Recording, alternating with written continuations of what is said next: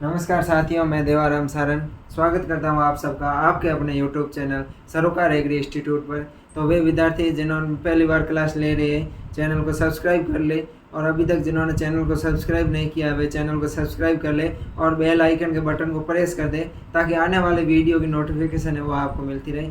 तो अपन ने जो पिछली क्लास में है वो है जो बायोकेमिस्ट्री के बारे में पढ़ा था। किसके बारे में पढ़ा? अपन ने जो पिछली क्लास में बायोकेमिस्ट्री के बारे में पढ़ा था।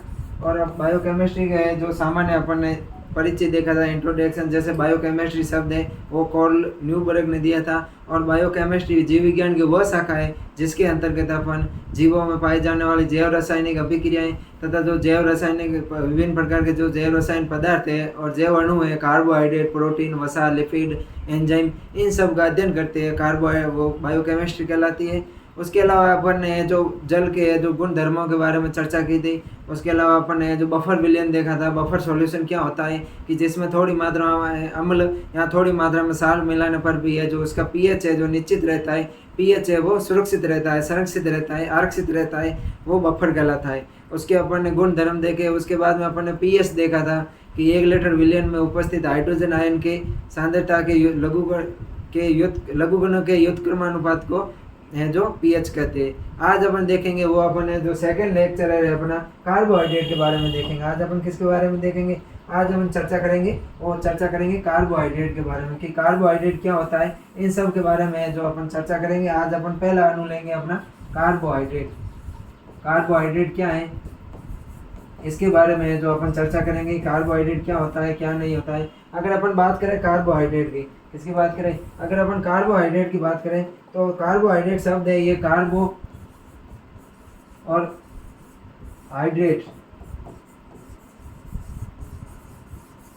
कार्बो और हाइड्रेट दो शब्दों से है जो बना होता है। कार्बो का मतलब होता है कार्बन और हाइड्रेट का मतलब होता है जल। क्या? कार्बो का मतलब क्या होता है? कार्बन। और हाइड्रेट का मतलब क्या होता है? जल। तो कार्बोहाइड्रेट क्या होते हैं कि वे यौगिक जो कार्बन है और जल से निर्मित होते हैं, कार्बोहाइड्रेट कहलाते हैं। कार्बोहाइड्रेट क्या होते हैं कि वे यौगिक जो कार्बन है और जल से निर्मित होते हैं। कार्बोहाइड्रेट की अगर अपन डेफिनेशन की बात करें कि डेफिनेशन क्या होती है, तो वे यौगिक या वे पदार्थ जो कार्बन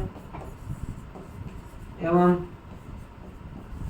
जल से निर्मित होते हैं या बने होते हैं, जल से निर्मित होते हैं, वे कार्बोहाइड्रेट कहलाते हैं, निर्मित होते हैं।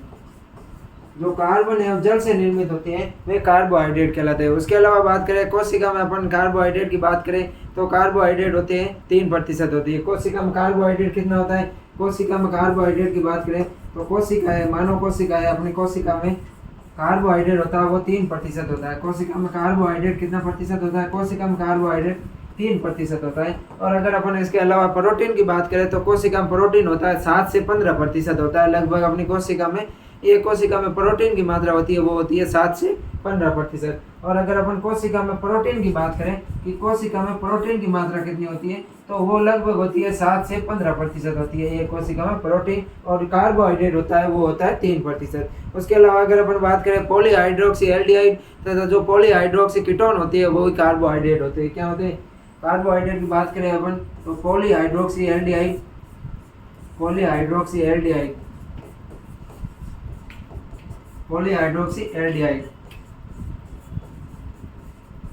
तथा पॉलीहाइड्रोक्सी कीटोन। पॉलीहाइड्रोक्सी एल्डिहाइड और पॉलीहाइड्रोक्सी कीटोन होते हैं वो क्या कहलाते हैं? कार्बोहाइड्रेट कहलाते हैं। पॉलीहाइड्रोक्सी एल्डिहाइड और पॉलीहाइड्रोक्सी कीटोन होते हैं। जो एल्डिहाइड समूह होता है और जो कीटोन समूह होता है वो पॉलीहाइड्रोक्सी होता है, तो वो सारे हैं जो कार्बोहाइड्रेट कहलाते हैं। अब अपन देखते हैं क्लासिफिकेशन ऑफ कार्बोहाइड्रेट, यानी कि कार्बोहाइड्रेट का वर्गीकरण। अगर अपन कार्बोहाइड्रेट के वर्गीकरण की बात करें, क्लासिफिकेशन की बात करें कि कार्बोहाइड्रेट को है कितने भागों में जो बांटा गया है, उन सब के बारे में अगर अपन बात करें तो कार्बोहाइड्रेट को है तो मुख्य रूप से 3 भागों में बांटा गया है। कितने भागों में? कार्बोहाइड्रेट को मुख्य रूप से 3 भागों में बांटा गया है, मोनोसैकेराइड, डाइसैकेराइड और ओलिगोसैकेराइड। मोनोसैकेराइड में एकल इकाई होती है जिसका जल अपघटन नहीं होता है। डाइसैकेराइड होती है जिसमें 2 मोनोमर्स होते हैं, यहाँ 2 एकल इकाई होती है और इनके जल अपघटन से अपन को 2 मोनोमर है जो प्राप्त होते हैं। और ओलिगोसैकेराइड या पॉलीसैकेराइड होता है जिसमें है जो 3 से 10 कार्बन तक की जो है जो उसमें सर्कलाई पाई जाती है, यहाँ अपन उसे 10 से अधिक भी हो सकती है जिसमें एकल इकाइयाँ पाई जाती है, वो होते हैं पॉलीसैकेराइड। अगर अपन इसके वर्गीकरण की बात करें कि कार्बोहाइड्रेट का वर्गीकरण है वो किस प्रकार से होता है, अब अपन है जो कार्बोहाइड्रेट के वर्गीकरण की बात करते हैं तो कार्बोहाइड्रेट को मुख्य रूप से 3 भागों में बांटा गया है। कितने भागों में बांटा गया है? 3 भागों में है जो कार्बोहाइड्रेट को बांटा गया है। कौन कौन सा है? पहला है मोनोसैकेराइड। कौन सा कार्बोहाइड्रेट? Monosaccharide, monosaccharide. और दूसरा है डाइसैकेराइड, डाइसैकेराइड। और तीसरा है पॉलीसैकेराइड, पॉलीसैकेराइड। अगर अपन बात करें डाइसैकेराइड को अपन है जो ओलिगोसैकेराइड भी कह सकते हैं। अगर उसमें है जो 3 या 3 से अधिक होते हैं, 3 एकल इकाई होती है तो इसको है जो अपन ओलिगोसैकेराइड भी कह सकते हैं। क्या? ओलिगोसैकेराइड। मोनोसैकेराइड या ओलिगोसैकेराइड भी है जो अपन किसको कह सकते हैं अगर इसमें 3 या 3 के समकक्ष जो एकल इकाइयाँ होती है तो। अब अपन बात करते हैं कि मोनोसैकेराइड क्या होती है, डाइसैकेराइड क्या होता है और ओलिसैकेराइड क्या होता है। मोनोसैकेराइड की बात करें तो मोनोसैकेराइड में जो एकल इकाइयाँ होती है कौन सी होती है? इसमें मोनोमर्स होते हैं, एकल इकाइयाँ होती है, इसमें एकल इकाइयाँ होती है, एकल इकाइयाँ होती है। डाइसैकेराइड में एकल इकाइयाँ होती है और इसमें जो 2 है जो एकल इकाइयाँ होती है। एकल मोनोमर कितने होते हैं? इसमें डाइसैकेराइड में 2 एकल इकाइयाँ होती है, 2 एकल इकाइयाँ होती है।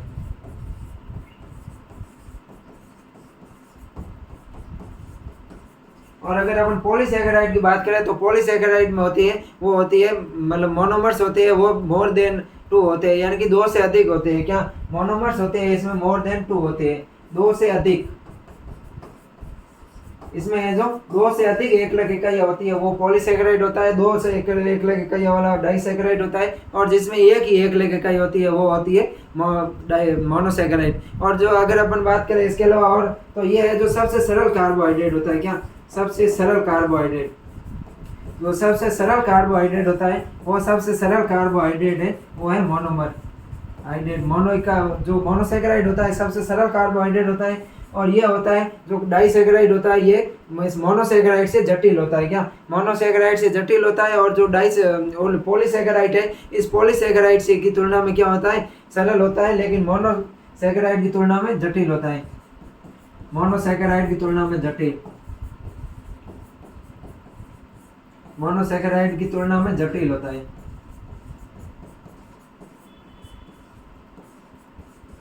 और अगर अपन बात करें इसकी पॉलीसैकेराइड की तो ये होता है सबसे जटिल, सबसे ज़्यादा जटिल होता है वो होता है सबसे जटिल होता है पॉलीसैकेराइड, सबसे ज़्यादा जटिल, सबसे ज़्यादा जटिल होता है। अगर अपन पॉलीसैकेराइड की बात करें तो पॉलीसैकेराइड होता है वो सबसे ज़्यादा जटिल होता है, सबसे ज़्यादा जटिल।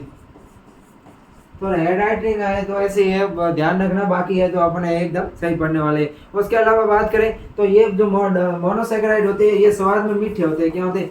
स्वाद में मीठे होते हैं, स्वाद में मीठा होता है, शुगर होता है। और इनकी बात करें डाइसैकेराइड तो डाइसैकेराइड भी है जो स्वाद में मीठा होता है, शुगर होता है, स्वाद में मीठा होता है। डाइसैकेराइड भी क्या होता है? स्वाद में मीठा होता है, शुगर होता है। लेकिन जो ये होता है पॉलीसैकेराइड होता है ये स्वाद में जो मीठा नहीं होता है, ये नॉन शुगर होता है। क्या? स्वाद में मीठा नहीं, ये स्वाद में मीठा नहीं होते हैं, यानी ये नॉन शुगर होते हैं। जो पॉलीसैकेराइड होते हैं ये स्वाद में मीठा नहीं होते, नॉन शुगर होते हैं। मोनोसैकेराइड और डाइसैकेराइड है जो स्वाद में मीठे होते हैं, यानी कि ये शुगर होते हैं। उसके अलावा बात करें तो ये है जो जल में घुलनशील होता है। मोनोसैकेराइड क्या होता है? जल में घुलनशील होता है, जल में घुलनशील। मोनोसैकेराइड को अगर अपन जल में घुला देते हैं, जैसे ग्लूकोज हो गया, ग्लूकोज एक मोनोसैकेराइड है। ग्लूकोज को है जो अपन जल में डालकर है जो जल को हिलाते हैं तो ये है जो जल में है जो घुलनशील हो जाता है, जल में घुल जाता है। उसके अलावा अगर अपन बात करें डाइसैकेराइड जैसे माल्टोज हो गई, लैक्टोज हो गई, तो लैक्टोज और माल्टोज होती है ये भी है जो जल में घुलनशील होते हैं। ये डाइसैकेराइड भी क्या होते हैं, जल में घुलनशील, जल में घुलनशील होते हैं। और अगर अपन बात करें पॉलीसैकेराइड की, जैसे सेलुलोज हो गया, सेलुलोज को अगर अपन जल में घुलाएंगे, जल में डाल के जो घुमाएंगे, जल के साथ में मिलाएंगे, तो ये जल में घुलनशील नहीं होते हैं। तो ये है जो जल में अघुलनशील होते हैं। ओलिगोसैकेराइड या पॉलीसैकेराइड जल में अघुलनशील होते हैं। पॉलीसैकेराइड अघुलनशील, जल में जो ये घुलते नहीं है, अघुलनशील होते हैं। पॉलीसैकेराइड, डाइसैकेराइड और मोनोसैकेराइड है जो जल में घुलनशील होती है। अगर इनके एग्जाम्पल की बात करें तो इसका एग्जाम्पल ग्लूकोज हो गया, ग्लूकोज होता है वो मोनोसैकेराइड होता है। फ्रक्टोज हो गया, उसके अलावा गैलेक्टोज हो गया, ये है तो मोनोसैकेराइड होता है। ग्लूकोज, फ्रक्टोज, गैलेक्टोज, ये सब है जो मोनोसैकेराइड होते हैं। और अगर अपन डाइसैकेराइड की बात करें तो डाइसैकेराइड में माल्टोज, लैक्टोज और सुक्रोज, माल्टोज, लैक्टोज और सुक्रोज, ये लैक्टोज है, यहाँ पर टोज होगा, लैक्टोज और sucrose, maltose, lactose, sucrose disaccharide है। और अगर अपन पॉलीसैकेराइड की बात करें तो सेलुलोज, स्टार्च, ग्लाइकोजन, काइटिन, ये सब होते हैं इसके example. Cellulose, starch, glycogen, chitin, ये सब है जो पॉलीसैकेराइड में आते हैं। तो अब मोनोसैकेराइड, डाइसैकेराइड और पॉलीसैकेराइड की सामान्य जानकारी है जो आपको पता चल गई है कि मोनोसैकेराइड एकलक इकाइयाँ होती है, डाइसैकेराइड में 2 एकलक इकाइयाँ होती है और पॉलीसैकेराइड में मोर देन 2 होते हैं, यानी कि इसमें जो 2 से अधिक एकलक इकाइयाँ होती है। मोनोसैकेराइड का है जो सबसे सरल कार्बोहाइड्रेट होते हैं, ये डाइसैकेराइड होते हैं जो मोनोसैकेराइड से जटिल होते हैं, और पॉलीसैकेराइड है जो सबसे ज़्यादा जटिल कार्बोहाइड्रेट होते हैं।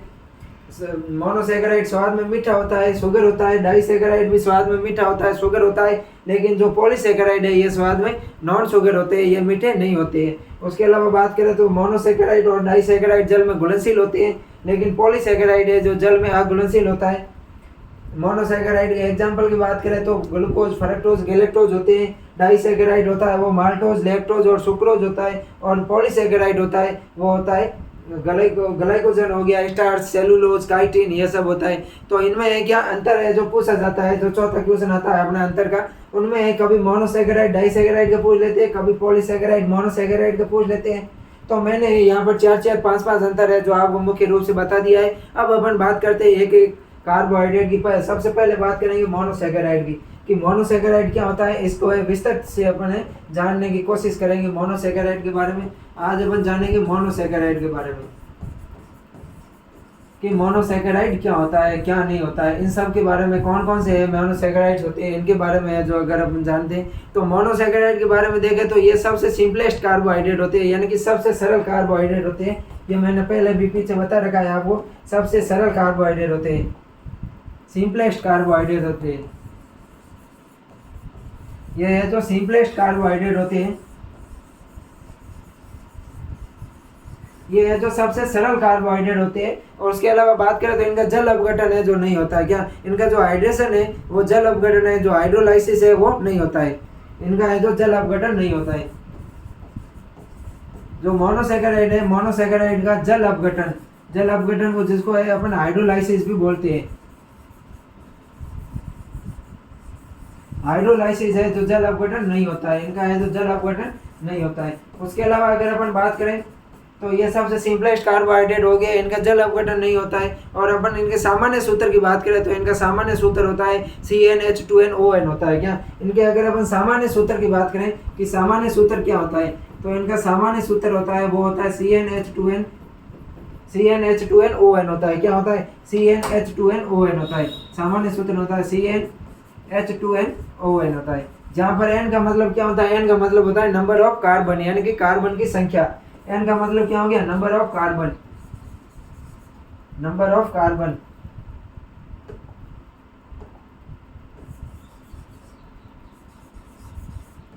नंबर ऑफ कार्बन, कार्बन की संख्या, जितनी कार्बन की संख्या होगी उतने हैं, तो ये इनका सामान्य सूत्र हो गया। मान लो अगर कार्बन की संख्या 3 है, कोई ट्राईओज शर्करा है, मान लो कार्बन की संख्या 3 है, जैसे ग्लिसरॉल्डिहाइड है, तो यहाँ पर कितने हो गए, कार्बन की संख्या कितनी है, 3, और H2n है, यानी कि C3H6O3, तो ये क्या हो गया, 3 कार्बन की शर्करा हो गई जिसको अपन ट्राइओज बोलते हैं। और ये है जो ट्राइओज होता है 3 कार्बन की, ये ग्लिसरॉल्डिहाइड होता है। क्या होता है, ग्लिसरॉल्डिहाइड होता है। इनका सामान्य सूत्र है तो इस प्रकार से लिखा जाता है CnH2n ON है। जो यहाँ पर N का मतलब होता है नंबर ऑफ कार्बन। ध्यान रखना, न्यू टाइप में पूछ सकते हैं, कॉम्पिटेटिव एग्जाम में भी एक क्वेश्चन बहुत बार आता है कि मोनोसेकेराइड का सामान्य सूत्र क्या होता है, CnH2n ON होता है। तो आपको यहाँ पर घबराने की कोई भी चीज जरूरत नहीं है, क्योंकि यहाँ पर आपको है हर एक जो थ्योरी से क्वेश्चन आते हैं वो हर एक क्वेश्चन है जो सॉल्व करवाया जाएगा, उसके साथ में आपको इस हिसाब से पढ़ाया जाएगा, इस हिसाब से आपको तैयार किया जाएगा कि आप है जो कोई भी कंपटीशन एग्जाम की तैयारी करो आगे, तो उसमें भी है जो आपको कभी भी हिचकिचाहट नहीं होगी। अब अपन बात करते हैं इससे आगे कि मोनोसेकेराइड की और क्या क्या विशेषता है। पहले हो गई सबसे सिंपलेस्ट कार्बोहाइड्रेट, सबसे छोटा सरल कार्बोहाइड्रेट होता है। उसके अलावा इसका जल अपघटन नहीं होता है। इसका सामान्य सूत्र होता है वो CnH2n ON होता है। और जहाँ पर N का मतलब क्या होता है, अगर अपन मोनोसेकेराइड की बात करें तो ये हो गया, यहाँ पर है जो N है वो 3 से लेकर 7 कार्बन तक का हो सकता है। N का अधिकतम मान कितना होगा, N का अधिकतम मान है 3 से 7 कार्बन तक हो सकता है।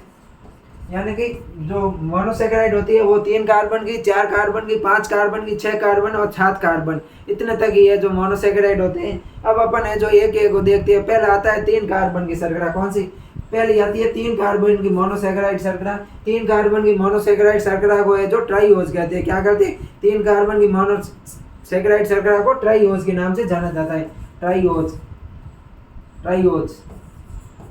3 कार्बन की जो शर्करा होती है उसको किस नाम से जाना जाता है, उसको है जो ट्राइओज के नाम से जाना जाता है। और अगर अपन इसके जो सामान्य सूत्र की बात करें तो अपन है जो ये लिख रखा है C3H6O3, ये है जो इसका सामान्य सूत्र हो गया ट्राइओज का। और अगर अपन एग्जाम्पल की बात करें तो ट्राइओज का एग्जाम्पल है वो है ग्लिसरॉल्डिहाइड। क्या, जो ग्लिसरॉल्डिहाइड है वो है जो ट्राइओज का एग्जाम्पल है ग्लिसरॉल्डिहाइड। ग्लिसरॉल्डिहाइड है वो ट्राइओज का एग्जाम्पल हो गया। उसके बाद में 4 कार्बन की जो शर्करा आती है उसको है जो टेट्रोज बोलते हैं। क्या बोलते हैं, टेट्रोज होती है वो 4 कार्बन की शर्करा होती है। उनके एग्जाम्पल है इरिथ्रोजोल, ये सब 4 कार्बन की शर्करा होगी टेट्रोज। और अगर अपन इसके अनुसूत्र की बात करें तो C4H8O4 होगी, वो होगी। और अगर अपन इसके एग्जाम्पल की बात करें तो इरिथ्रोज हो गया, उसके अलावा इरिथ्रोलोज हो गया, इरिथ्रोलोज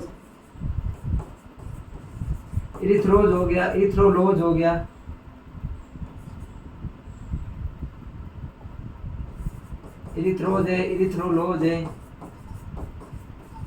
ये है जो 4 कार्बन की शर्करा के उदाहरण है। उसके अलावा अगर अपन 5 कार्बन की बात करें तो पेंटोज शर्करा होती है। कौन सी होती है, पेंटोज शर्करा होती है। जैसे C5H10O5 होता है। और अगर अपन इसकी बात करें तो DNA में पाई जाती है राइबोज शर्करा। DNA में डीऑक्सीराइबोज शर्करा होती है और RNA में होती है वो राइबोज शर्करा होती है। ये 5 कार्बन के एक मोनोमर्स होते हैं। 5 कार्बन की शर्करा को बोलते हैं पेंटोज। क्या बोलते हैं, पेंटोज। और अगर अपन पेंटोज की बात करें तो इसका सामान्य सूत्र होगा वो होगा C5H10O5। जैसे इसके एग्जाम्पल की बात करें तो राइबोज हो गया।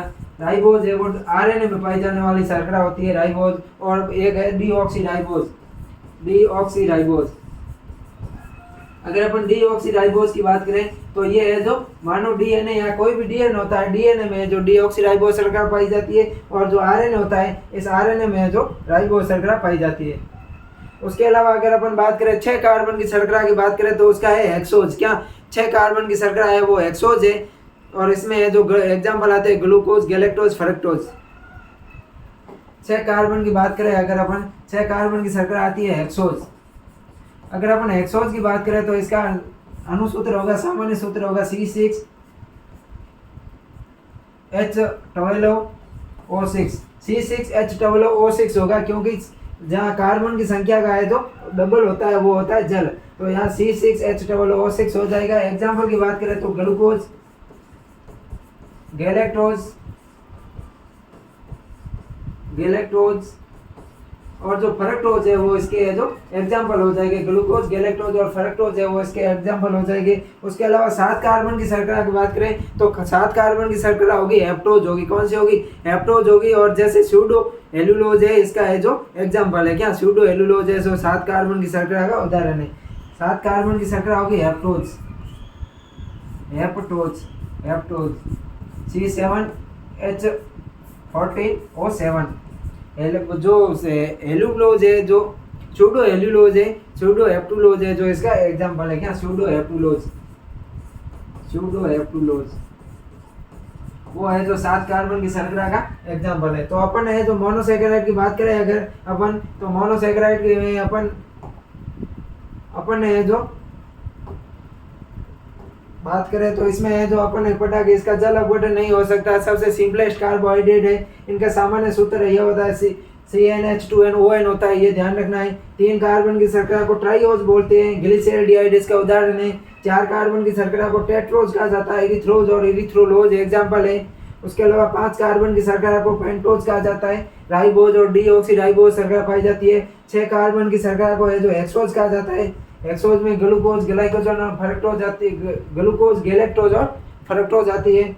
उसके अलावा हेप्टोज की बात करें तो हेप्टोज में है जो सूडो हेप्टुलोज है जो शर्करा आती है। अब अगर अपन बात करें एक मोनोसेकेराइड के बड़े जैसे ग्लूकोज की अपन अब बात करने वाले हैं, अगली बात किसी करेंगे, अब है जो अपन पढ़ेंगे ग्लूकोज के बारे में। जो मुख्य मोनोसेकेराइड इकाई है या मोनोसेकेराइड जो शर्करा है वो है ग्लूकोज। अगर अपन ग्लूकोज की बात करें कि ग्लूकोज है जो क्या होता है क्या नहीं होता है, इसके बारे में बात करें तो ग्लूकोज है वो मानव कोशिका या कोशिका में सर्वाधिक मात्रा में पाई जाने वाली क्या है, कार्बोहाइड्रेट है। इसको है जो सार्वभौमिक कार्बोहाइड्रेट या यूनिवर्सल कार्बोहाइड्रेट भी कहा जाता है।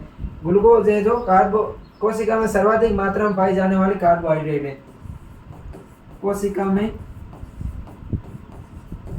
सर्वाधिक मात्रा में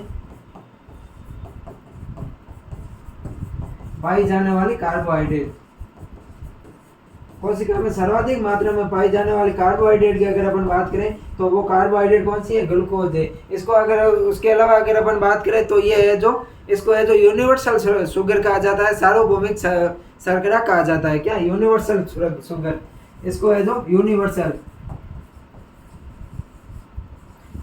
शुगर कहा जाता है, सार्वभौमिक शर्करा कहा जाता है, क्या सार्वभौमिक शर्करा, इसको है जो सार्वभौमिक शर्करा के नाम से है जो जाना जाता है, यूनिवर्सल शुगर के नाम से है जो जाना जाता है। उसके अलावा अगर अपन बात करें तो यह है जो ब्लड में है जो सर्वाधिक मात्रा में पाई जाती है, इसलिए जो इसको रक्त शर्करा या ब्लड शुगर भी कहा जाए, क्या ब्लड में है जो सर्वाधिक मात्रा में पाई जाती है, रक्त में सर्वाधिक मात्रा में,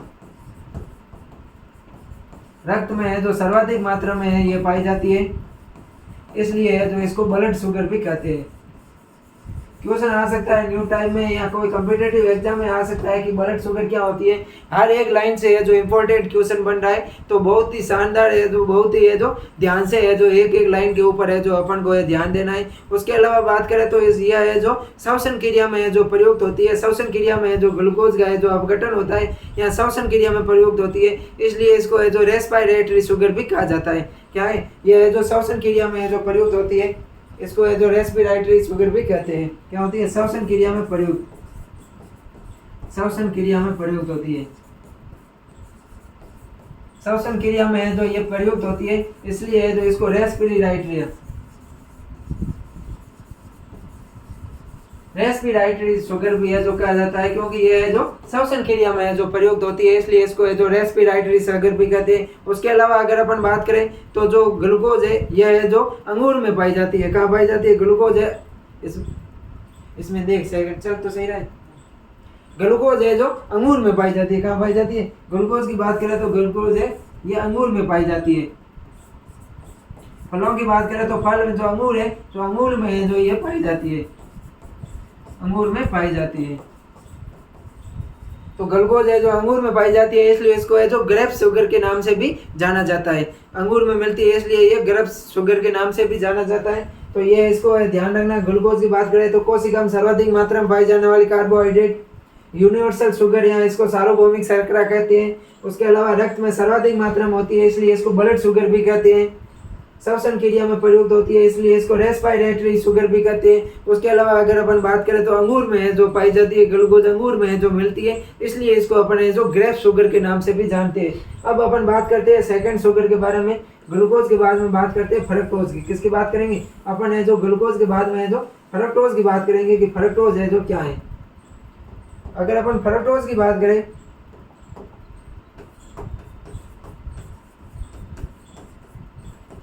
फ्रक्टोज है, फ्रक्टोज भी है जो 6 कार्बन की शर्करा है, हेप्टोज शर्करा है, और ये प्रकृति में पाई जाने वाली सबसे मीठी शर्करा है। क्या प्रकृति में है जो सबसे मीठी शर्करा है, सबसे मीठी प्राकृतिक शर्करा है।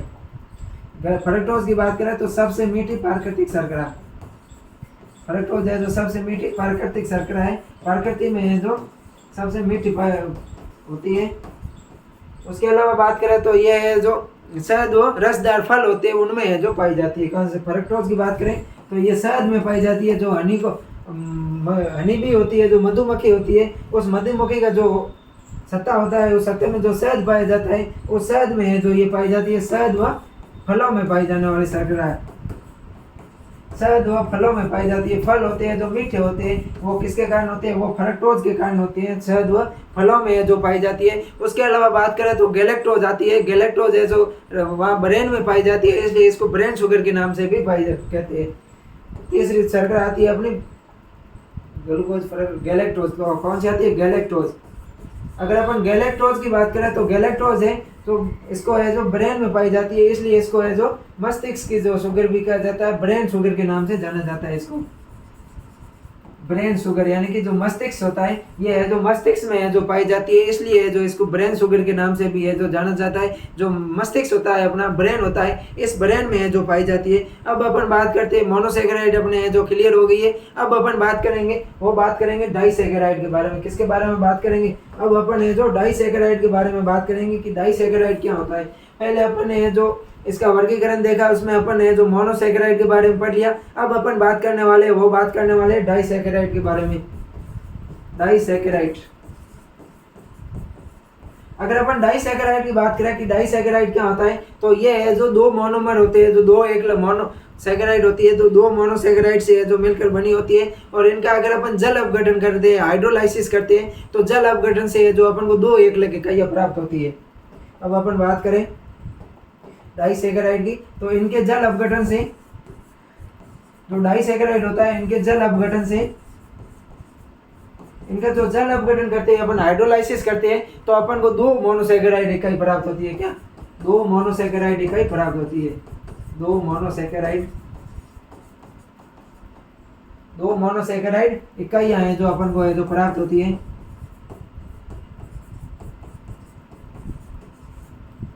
अपन को है जो अगर अपन डाइसेकेराइड का जल अपघटन करते हैं, इसको जल में घोलते हैं, तो अपन को है जो दो मोनोसेकेराइड इकाई प्राप्त होती है। उसके अलावा अगर अपन बात करें तो जो इसके जो दो मोनोसेकेराइड इकाइयां पाई जाती है, इनके मध्य में जो बंध पाया जाता है वो ग्लाइकोसाइडिक बंध होता है। इनमें पाई जाने वाली मोनोसेकेराइडों के मध्य, इनमें उपस्थित दो मोनोसेकेराइड के मध्य जो मोनोसेकेराइड होती है, जैसे ग्लूकोज हो गया, मोनोसेकेराइड के मध्य जो बंध पाया जाता है वो गैलेक्टोज बंध होता है। जो मोनोसेकेराइड के मध्य बंध पाया जाता है वो कौन सा बंध होता है, ग्लाइकोलाइडिक बंध होता है। कौन सा बंध होता है, उस अगर बंध की बात करें तो वो होता है ग्लाइकोसाइडिक बंध होता है। कौन सा होता है, मध्य जो बंध पाया जाता है वो बंध कौन सा होता है, ग्लाइकोसिडिक।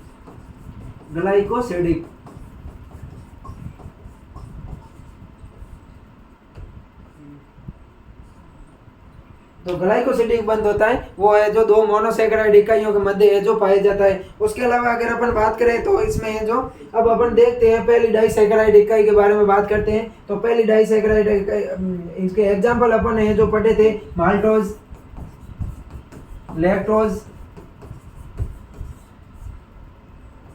लैक्टोज और सुक्रोज है जो अपन ने जो इकाइयां पढ़ी थी। अब अपन बात करते हैं माल्टोज के बारे में। पहले किसके बारे में बात करेंगे, माल्टोज के बारे में। अगर अपन बात करें कि माल्टोज होती है वो क्या होती है,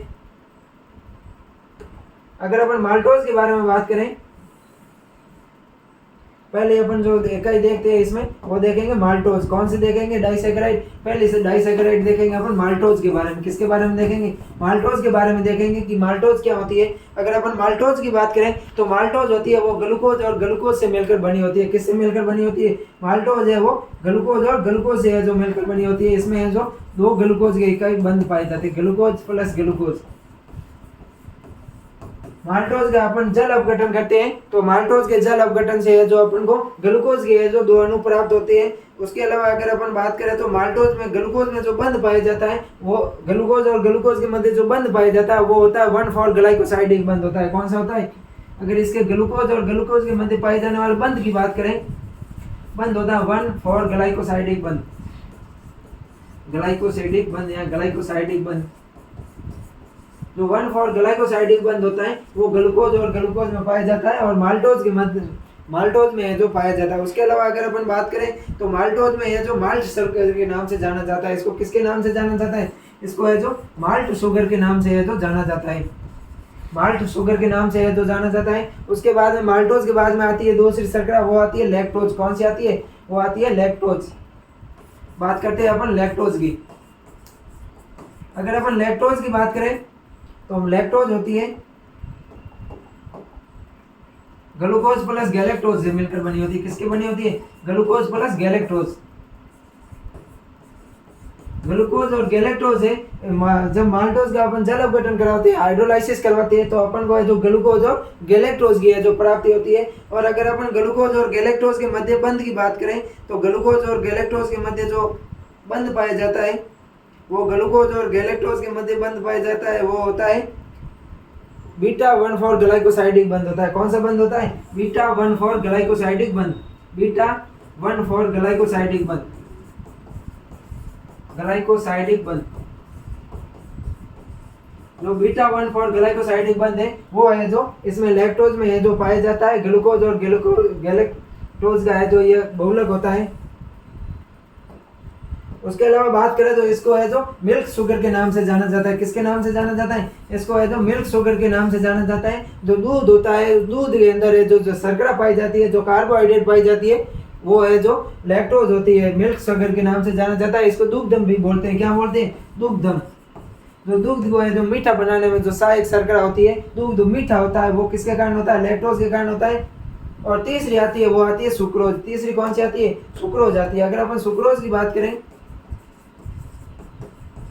सुक्रोज होता है वो ग्लूकोज। सुक्रोज की अगर अपन बात करें तो सुक्रोज होता है वो ग्लूकोज प्लस फ्रक्टोज से बनकर बना होता है। किसे? ग्लूकोज और फ्रक्टोज से है जो मिलकर बना होता है। इसमें है जो सुक्रोज में है जो ग्लूकोज और फ्रक्टोज के है जो मोनोसैकेराइड के रूप में है जो पाया जाता है। और इसका अगर बात करें तो इसको है जो सुक्रोज की बात करें तो सुक्रोज में जो बंध पाया जाता है वो बंध पाया जाता है अल्फा बीटा 1,4 ग्लाइकोसाइडिक बंध पाया जाता है। अब इसके जो सामान्य सूत्र की बात करें कि जो डाइसैकेराइड होती है, डाइसैकेराइड का सामान्य सूत्र क्या होता है? तो डाइसैकेराइड के सामान्य सूत्र की बात करें तो डाइसैकेराइड का जो सामान्य सूत्र होता है वो होता है CnH2n+2 और ON-। इनके अगर अपन डाइसैकेराइड के सामान्य सूत्र की बात करें, डाइसैकेराइड का सामान्य सूत्र, डाइसैकेराइड के अगर अपन सामान्य सूत्र की बात करें कि इसका है जो नॉर्मल सूत्र क्या होता है, तो डाइसैकेराइड का नॉर्मल सूत्र होता है वो होता है CnH2n-2 ON-, CnH2n-2 ON-1। इसका है जो सामान्य सूत्र होता है। यहाँ n का मतलब होता है नंबर ऑफ कार्बन। तो आज की क्लास में है दोस्तों अपन ने जो कार्बोहाइड्रेट के बारे में सामान्य जानकारी ली है, इसमें अपन ने मोनोसैकेराइड और डाइसैकेराइड के बारे में जो विस्तृत रूप से पढ़ लिया है। कल अपन पढ़ेंगे पॉलीसैकेराइड के बारे में, कार्बन का है, उसके अलावा है जो कार्बोहाइड्रेट का है जो अपने जीवन में क्या लाभ है, उन सब के बारे में है जो अपन बात करेंगे। तो मिलते हैं। आज मुझे आशा है कि जो अपन ने पढ़ा है ये आपको बहुत ही शानदार है जो समझ में आ गया होगा। तो मिलते हैं नेक्स्ट क्लास में। तब तक के लिए थैंक यू, धन्यवाद साथियों। अभी तक है जो आपने वीडियो को शेयर नहीं किया है तो शेयर कर दीजिए, चैनल को सब्सक्राइब कर दीजिए। इस चैनल पर है जो आपको एग्रीकल्चर से संबंधित है जो कोई भी जानकारी होगी उसका है जो नोटिफिकेशन है या कोई भी जानकारी है जो आपको समय समय पर मिलती रहेगी। तो थैंक यू, धन्यवाद साथियों।